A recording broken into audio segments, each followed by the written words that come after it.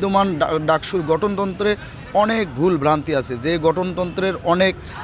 ধারা বর্তমান সমসাময়িক প্রেক্ষাপটের সাথে সামঞ্জস্যপূর্ণ নয়। এবং বিগত 19 সালের ডাকসু নির্বাচনে তৎকালীন ফ্যাসিস্ট হাসিনা ওয়াজেদের আওয়ামী লীগ লেজুর ভিত্তি আমাদের কিছু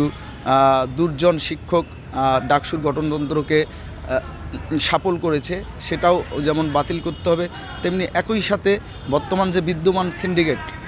ফ্যাসিস্ট আওয়ামী লীগের দোসর অনেক সিন্ডিকেট এখনও শপথে বহাল আছে, তাদের লক্ষ্য উদ্দেশ্য যদি বাস্তবায়িত হয়ে যায় তাহলে আমি মনে করি বাংলাদেশে আবারও একটি মতানৈক্যের সৃষ্টি হবে এবং বাংলাদেশে উচ্ছৃঙ্খলতার সৃষ্টি হবে। আগামী সময়গুলোতে যাতে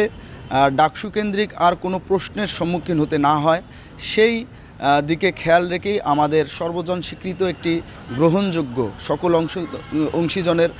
মতামতের ভিত্তিতে একটি সংস্কার কাঠামো বাস্তবায়ন করা দরকার এবং সেই কাঠামো বাস্তবায়িত হলেই আমরা মনে করি ডাকসু নিয়মিত নির্বাচন হবে এবং সেই নির্বাচন নিয়মিত হলে সাধারণ শিক্ষার্থীদের যৌক্তিক দাবি, সাধারণ শিক্ষার্থীদের শিক্ষাবান্ধব যে কর্মসূচি তা বাস্তবায়িত হবে।